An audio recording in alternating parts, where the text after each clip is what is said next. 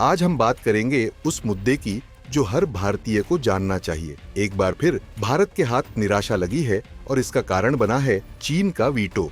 जी हाँ, भारत ने United Nations security council की सैंक्शंस कमेटी के सामने एक मजबूत डोजियर पेश किया था। इस डोजियर में पहलगाम हमले के पीछे जिम्मेदार आतंकी संगठन द रेजिस्टेंस फ्रंट (TRF) और लश्कर-ए-तैयबा व जैश-ए-मोहम्मद से जुड़े आतंकियों को ग्लोबल टेररिस्ट घोषित करने की मांग की गई थी। लेकिन एक बार फिर चीन ने वेटो पावर का इस्तेमाल कर भारत की कोशिश को रोक दिया। दरअसल भारत पिछले कई सालों से पाकिस्तान आधारित आतंकी संगठनों के खिलाफ एक मिशन पर है। पहलगाम हमले में कई पर्यटकों की जान गई और इस हमले की जिम्मेदारी ली थी TRF ने, जो सीधे तौर पर लश्कर-ए-तैयबा से जुड़ा हुआ संगठन है। भारत की राष्ट्रीय जांच एजेंसी यानी NIA ने TRF और अन्य आतंकियों के खिलाफ सटीक और पुख्ता सबूत जमा किए। इन सबूतों को UN की सैंक्शंस कमेटी में पेश किया गया था ताकि TRF को और इससे जुड़े आतंकी नेताओं को ग्लोबल टेररिस्ट घोषित किया जा सके।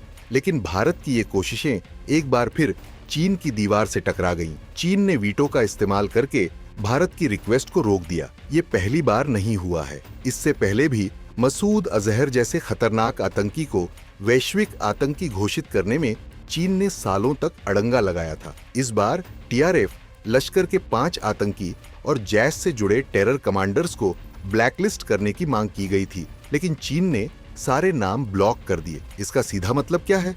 सीधा सा मतलब है चीन पाकिस्तान के साथ खड़ा है, भले ही आतंकवाद का समर्थन क्यों न करना पड़े। चीन और पाकिस्तान का पुराना रिश्ता है, चाहे बात हो CPEC यानी चाइना पाकिस्तान इकोनॉमिक कॉरिडोर की या फिर आर्मी सपोर्ट की। चीन के लिए पाकिस्तान एक एशियन प्यादा बन चुका है जिसे वो भारत के खिलाफ इस्तेमाल करता है। आतंकवाद एक ग्लोबल खतरा है, लेकिन चीन अपनी जियोपॉलिटिकल चालों के लिए उसे नजरअंदाज करता है। ऐसे में साफ है कि चीन आतंकवाद के खिलाफ नहीं है, वो राजनीतिक मजबूरियों और रणनीतिक फायदों के लिए आतंकियों का इस्तेमाल कर रहा है। हालांकि भारत ने बार बार UN में ये मुद्दे उठाए हैं, लेकिन हर बार चीन की वेटो डिप्लोमेसी काम कर जाती है। अब सवाल है कि भारत क्या करे। दरअसल भारत को क्वाड नेशंस, G20 और ब्रिक्स जैसे मंचों पर यह मामला उठाना चाहिए। ग्लोबल साउथ और वेस्ट एशियन एलाइज को भी इस मुद्दे पर लामबंद करना होगा। UN के बाहर